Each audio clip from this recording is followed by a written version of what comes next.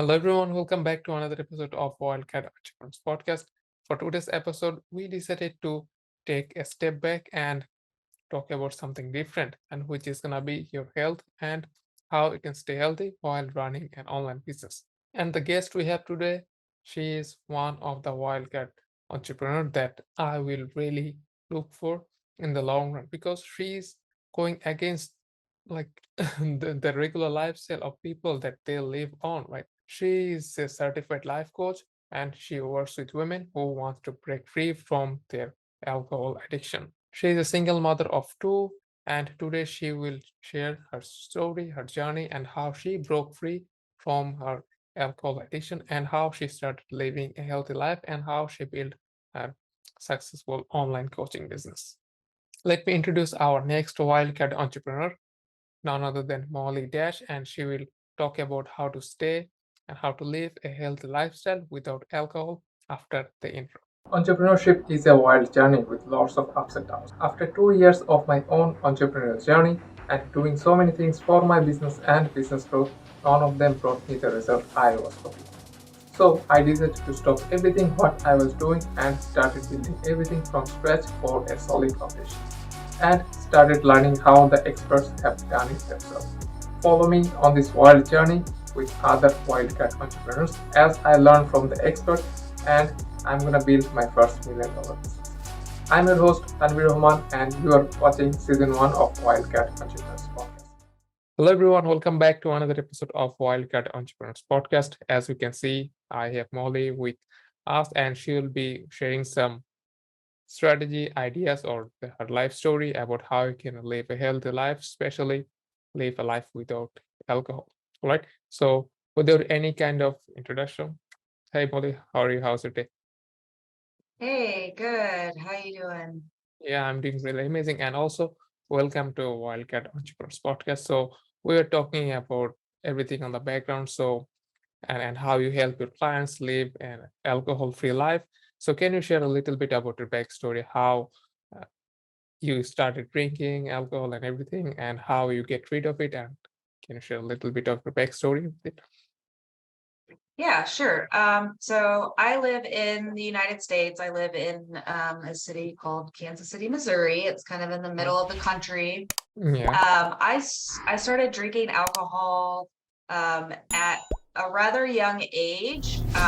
For some Hmm. people, at least here in the States, it's pretty average, 15, 16 years old. So Wow. I was still in high school and, it was just that's what kids did on the weekends Yeah. and, just kind of causing trouble, being rebellious or whatnot.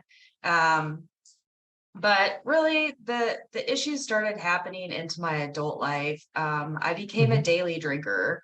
Here in the United States, alcohol is it's very ingrained in our culture and Hmm. um there's very little as far as like regulations or warnings about the effects of alcohol. In fact, just the Hmm. opposite.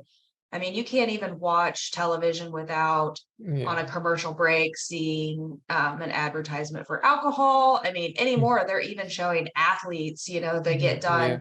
running a race or Hmm. running down the street and they're, hey, let's have a beer or whatever. Yeah. Yeah. Exactly. It really is completely ingrained in our society. As a Hmm. woman, I feel like women are targeted in our society from the perspective that you're a mom and Hmm. therefore you need to cope with your children. So Yeah. here, have a glass of wine. Um, I mean, it really is everywhere you look.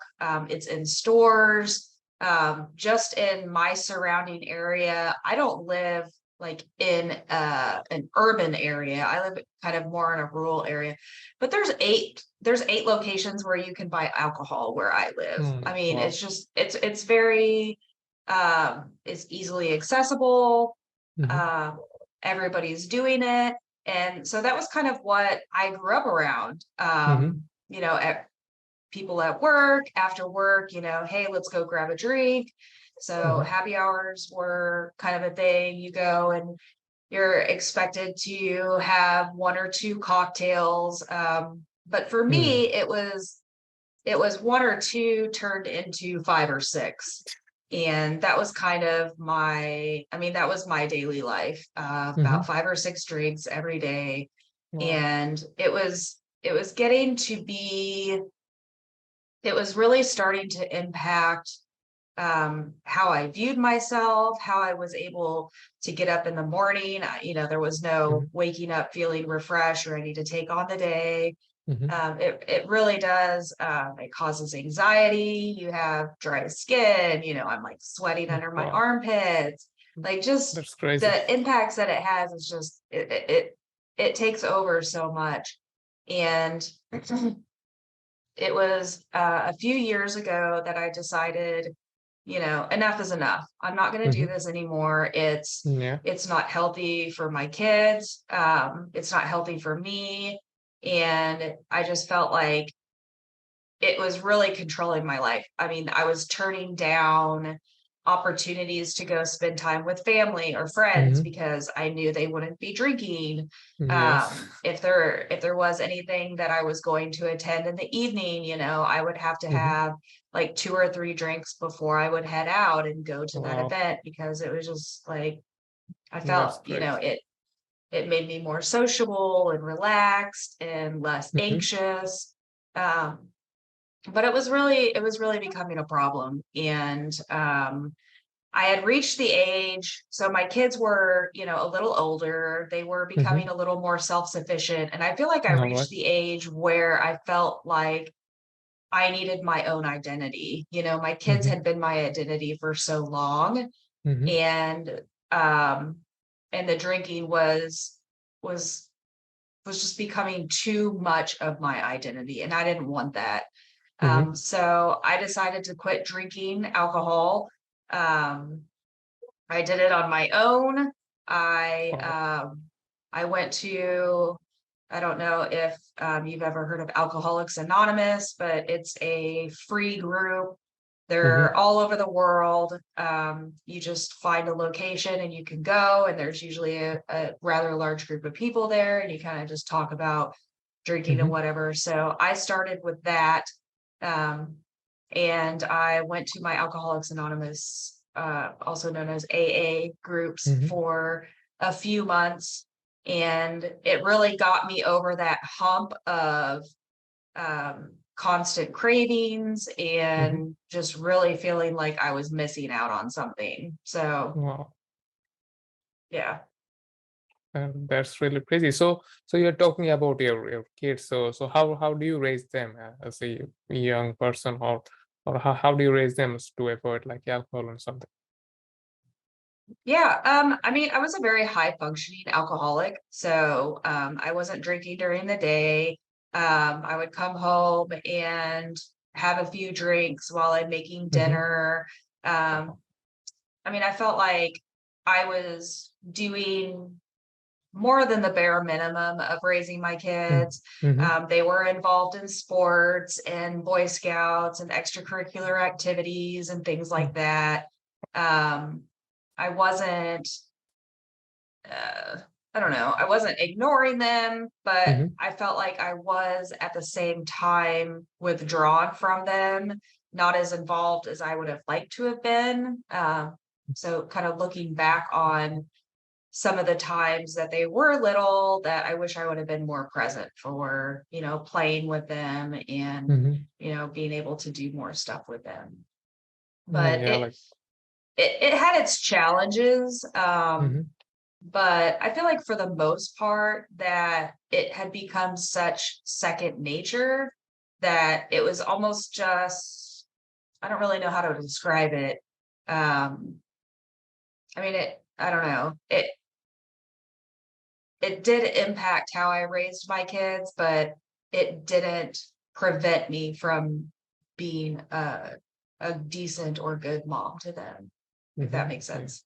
Yeah, like it does. Yeah, like sometimes like I hear the news that they mess up things, like they go in a fight with their family and friends. So I guess that was not the case for you, I guess. So. Um, no, I don't think so. My husband, he was also a heavy drinker. So Yeah, there were some family fights, but nothing that would, I feel like, traumatize my children in any way. Mhm. Yeah, like the family fight, it happens all the time. So you cannot like even it does with like, it's nothing to do with the alcohol. It happens naturally, right? Right, Yeah. right. So when you're talking and sharing the idea, so one thing just hit me, all right. So I do love anime. I watch like lots of animation movies and everything.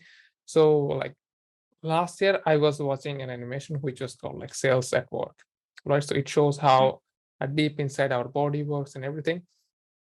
And the animation was divided into two parts, all right? One blood cell, which is the red blood cell, and the white blood cell, all right? So they deliver oxygen and everything. So I saw like at one episode when the cells they're exhausted and everything, they go out for chilling, and then they took shower for like alcohol, right? The beer and everything. The person drinks beer, and those the cells, blood cells are like being soaked with the alcohol and everything, and they are really boosted. So, do you really think that the alcohol really boosts ourselves, or how do you feel it? Because you were in the situation. Well, it's really interesting that you bring that up. There's a lot of research into kind of the mm, maybe the stages of if you were to be drinking alcohol. So the initial drink Hmm. does kind of provide you with a euphoric feeling. All right. You feel kind of happy and relaxed and more sociable. But as you continue adding alcohol to that and drinking more and more, it Hmm. has the reverse effect. You become depressed, you become your motor skills are impaired, your cognitive abilities are impaired. You shouldn't be driving, you shouldn't be operating heavy machinery, things like that. So there's kind of a really thin line between that one drink to where Hmm. you kind of just loosen up for the end of the day or whatever, or if Hmm. you're going out on a date, or there's a lot of different reasons why people will have that initial drink, but then it's stopping, cutting that off at that point and Hmm. not continuing on. So for me, the initial drink was the relaxation Yeah. from a work day, from coming home, and I know I have to make dinner for my kids, make sure that they're doing any schoolwork or anything, and then physically like laying down on the couch and watching Mm. TV or whatever we Yeah. had going on that night. But there was never a cutoff, there was never a Hmm. stop at that one drink. It just you just kept going. I Yeah. didn't really have an off switch. No, like that's crazy. So we have been drinking for, have you ever went for some kind of like treatment or something like that, like Hmm. medication or something? Or it was just pure self-control? Sure. So I did do the in-person groups for Mm-hmm. about 3 months. I did try, there's a medication called naltrexone, Mm-hmm. and it's supposed to make you get sick or not want to drink. I took it for one day and it made me feel awful. So I never took it again. Um, I read a lot of self-help books. There's a bunch of books about what it's like to live an alcohol-free life. So it's Mm-hmm. called Quit Literature. There's a lot All of right. books about that. So I did that. I really got into meditation. I got into journaling and yoga, Mm-hmm. and something that, because when you quit drinking after drinking so much, you Mm-hmm. have all this free time now. So where I was spending 3 or 4 hours every night Mm-hmm. drinking. Now it's like, Yes. well, what am I going to do with all this time? So I Mm-hmm. found I really love restoring furniture. So I Mm-hmm. would find furniture that people were giving away for free, Wow. or, just sitting on the side of the street and pick it up and fix it up. So that was Wow. really therapeutic for me. And it took a lot of time, especially on the weekends. Mm-hmm. I would work out in my garage for Mm-hmm. 5, 6, 7 hours at a time working on furniture. So I Mm-hmm. feel like it's really important to find what interests you, and find activities that you can fill this time that now you have all this time on your hands. So that Mm-hmm. was really that what helped me get through it. Oh, that's really amazing. But I want to ask another question about this kind of similar topic. All right. So you've been drinking for a long time, right? So and then like when you quit, like you ever like try to find an alternative for the alcohol or something? Like you went for like a soft drink or something like that, or you just don't drink at all? Yeah. So I really like Diet Dr. Pepper. Mm-hmm. I also there's a fast food restaurant here All that right. serves cherry limeade. So it's like a cherry syrup with Sprite Mm-hmm. and Mm-hmm. lime in it. So that's kind of like my alternative. There's also a lot of other alternatives that you can buy at the store. There's, Mm-hmm. a lot of different sparkling waters have become really popular. There's non-alcoholic wine, there's Mm-hmm. non-alcoholic beers. All right. I myself do not drink any of the non-alcoholic beers or wine just because I feel like it resembles the real thing too much. And Mm-hmm. it's kind of a trigger for me. But All a right. lot of my clients do like that alternative, that non-alcoholic beverage. Mm-hmm. Mm-hmm. Um, but for me, I really like tea and kombucha. Wow. Kombucha, I really love kombucha, although it does have a tiny bit of alcohol in it. I Mm-hmm. usually only drink one, so it doesn't impact me that way. Yeah, that's really amazing. But speaking of myself, I don't even drink tea. I don't know why, but that's how it is. But like uh, I suppose that you go out with friends and family. So how do you like handle the situation? Because maybe your friends or family that they drink. So how do you control yourself? Like, hey, like do I need to go for a drink or something? I don't know. Like how do you like do to and take care of the situation? No, that's a really good question. Luckily for me, I am based on my personality. Mm-hmm. I like to be at home. So it's Wow. really not a huge struggle for me. Mm-hmm. Um, However, there are times, where I go over to a friend's house Mm-hmm. or like I went to a wedding a few months Yeah. ago. Mm-hmm. The bartenders are always super friendly to Yeah. make you a mocktail. So you can have Mhm. a mocktail. Water is always an option. Some people don't want to appear to be the only one not drinking. Mhm. So, having kind of a fancy glass with, some tonic water and a lime so you don't Yeah. get asked questions. Mm. That's always a good option. I went to a birthday party a while ago as Mhm. well, and everybody there was drinking. So Mm, I made yeah. sure to bring my own beverage. So I just brought a Coca-Cola with me. I Oh. did get asked why are you not drinking? And actually, a girl asked if I was pregnant because I wasn't Oh. drinking. So you can get asked, why are you not drinking? Mhm. In our culture, like I said, it's so ingrained and Yeah. everywhere that when you're not drinking, people are confused and they don't understand. So Yeah, you that's kind of have to explain yourself.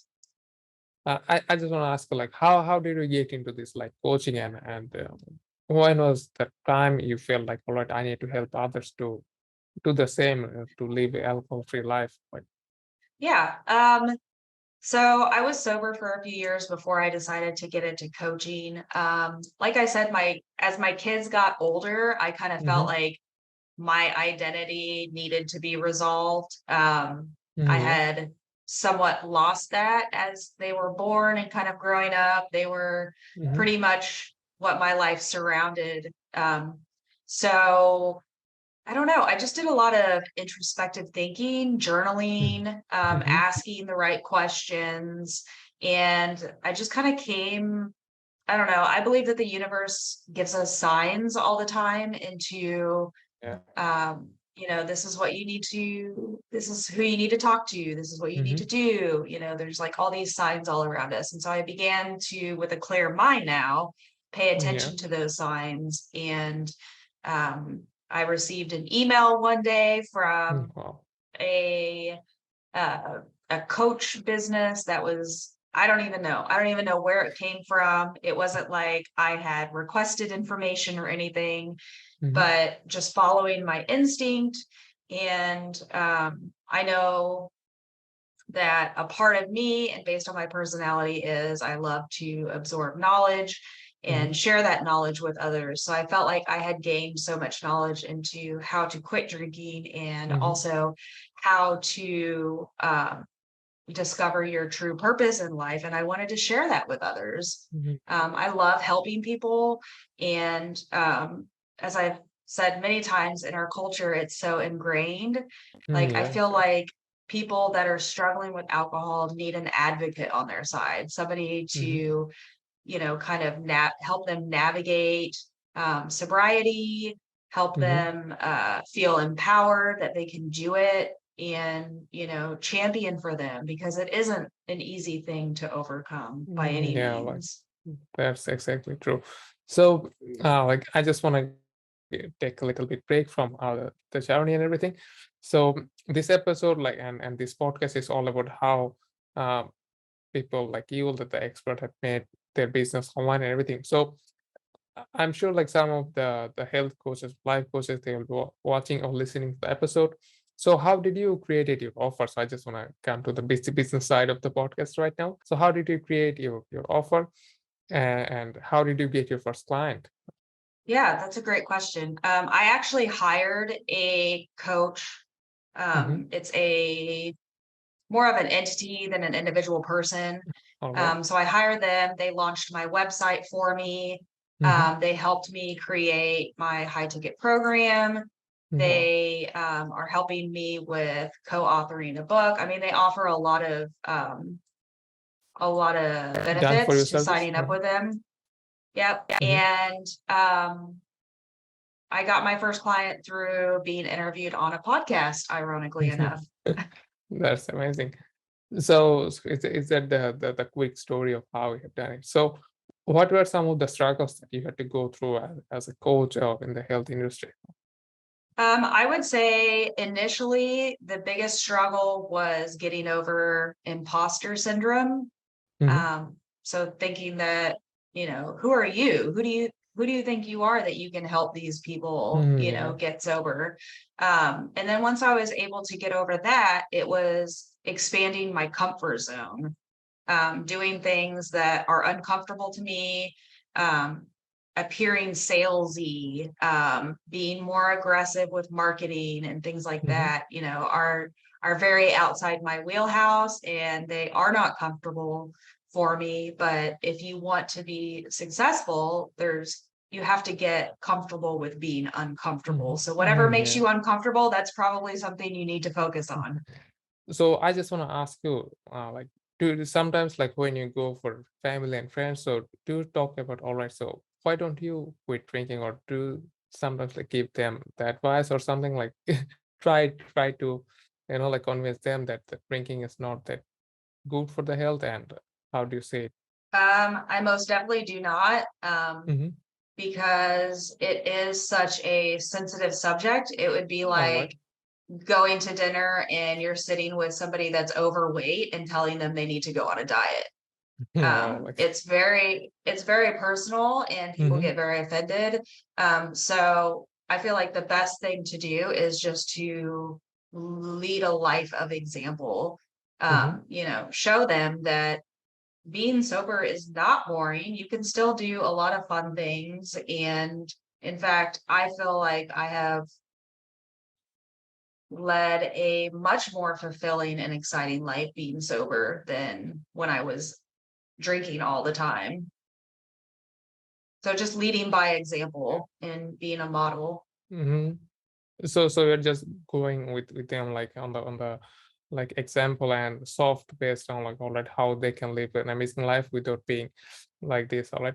But I want to ask you another question, like, so it's really for the personal like development thing. So there's so many other people that they're involved with like smoking and some kind of other things. So what do you think of those things? Like, do you think that they need to quit or something? Like, I don't know, because like I see that like smoking, like there's some people, they smoke weed and some like crazy things, right? So do you have any experience with those, or Just your just experience with alcohol and everything. I feel like I have a lot of experience with a lot of different things, and Like because like it I see some people when they smoke and they say, oh, like I'm the cool guy, like in the field. So that's what I just wrote because I don't smoke, like I don't drink. So there's like sometimes I feel like what the hell they're doing and thinking, right? So yeah, like that's really important. So uh I just wanna let you know that this is really important for us to like stay away from like alcohol and everything. But what is the first step that someone needs to take like when they want to quit and like the alcohol and the smoking on any kind of addiction in their life? the first step is to be solid in your commitment to Hmm. quitting. So it's not just something that you're, just kind of floating around. Oh, maybe I should quit smoking or maybe I should quit drinking. Like you need to be very solid in that commitment and Hmm. firm in it before you take action. Because if you are wishy-washy or it might be a good idea, or let me just try it for a little while. It's you're not going to be as successful as if you are bound and determined to accomplish that goal. That Hmm. would be the first thing I would recommend. The second thing is to come up with as long a list as you possibly can of ideas, hobbies, interests, activities that you can do to fill the Hmm. time that you're filling right now with drinking or smoking or whatever it is that you're doing. And keep that list handy. So anytime that you get a craving for alcohol or cigarettes or whatever it is, maybe it's Hmm. gambling or pornography, you can look at that list and have healthy alternatives to step into. It's when you're kind of caught with nothing to do and your Yeah. mind gets overcome with, hey, you need a cigarette, hey, you need a drink, and you Hmm. don't have Hmm. anything else to do, you're going to turn to those things. And that can be really Yeah. damaging to your goals and your health as well. Yeah, like that's really important, right? So like as you know, like Christmas is almost here, like the New Year is almost here, so people will go crazy uh with the wine and everything. So do you have anything planned for those people? Maybe they can go on like landing page, they can check out like how they can stay away from like alcohol and everything. So do you have any kind of landing page, a freebie that people can go through or something like that? Yeah, I do. I actually have a workbook that I recently released Mm-hmm. that helps people discover their own interests and hobbies. So that long list that I mentioned, Uh-huh. it includes a bunch of journal prompts and actionable items that you can come up with your own list. So Mm-hmm. instead of me telling you, hey, why Yeah. don't you do this, this, and this? You're All like, right. well, you're resistant to it because you don't like those things, or it's Mm-hmm. inconvenience for you, or too expensive. You can come up with your own list. And when you come up with your Mm-hmm. own list, then you have more skin in the game. You're more interested in doing those things. So I do have a workbook on my website that you can download and kind of work through Mhm, and figure out, you know, what does it mean to you to um, become more of a spiritual person, or what kind of activities are you interested in?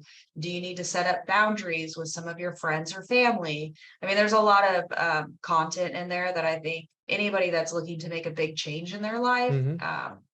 can benefit from. All right. So that was really amazing. But I just want to ask you one last question. All right. It's the same topic about Christmas and New Year party. So how are you planning to celebrate the Christmas and New Year without any kind of alcohol and without any Oh, in this thing? it's easy for me. I don't really, so as I said before, I'm kind of more of a homebody, Mm-hmm. and I like to go to bed early anyways because I Mm-hmm. wake up early. So I think last year I actually was awake for the New Year's. Really? But it's usually just me and my kids. We'll make a bunch of finger food and just set it Mm-hmm. out in the kitchen. So all night you're like snacking and eating. Yeah. I'll build a fire. It's really cold here. Hopefully it snows. Mm-hmm. So we'll have a fire, we just watch movies, Mm-hmm. just a really calm, relaxing evening in. I feel is the best way to bring in the new year. And then the Mm-hmm. next morning you feel refreshed and ready to start the new year. Mm-hmm. Yeah, like that. That's really I'll probably important. be in bed by 10:30 p.m. So you're not still awake for the fireworks and everything, right? I don't know. We'll see. We'll see. Mm. Yeah, like it's really important because if you're not feeling the right next or the first day of the year, then I don't know how it's gonna go. But yeah, like maybe some people will definitely try to live a healthy life without any kind of alcohol. But uh, like one more thing, like about which social media platform they can find you the most, right? There's maybe like Instagram, Facebook, like or your website or Twitter, what which one you're most active with, so that people or the audience can interact more with Yeah, the most active is Instagram. you. My Hmm. handle is sober_mober. Wow, that's something interesting. But anyways, so yeah, guys, like as we had like if you just want to stay away from alcohol and everything, you can definitely check out Molly and everything what she shared. Because if you just want to run a business or what any kind of life, that is your job or business or anything, you definitely need to stay fit and healthy, and you can stay fit and healthy without alcohol, right? I hope you definitely will check out Molly and her website, and also maybe you can uh, DM her on Instagram so that she can give you the guide and everything. And I'm gonna also like write down the link and the in the description so you can go and check it out. So yeah, hopefully we can have an amazing New Year and an amazing Christmas to everyone. Right? Thank you for joining, and we will see you guys on the next episode of Wildcat Entrepreneurs Podcast.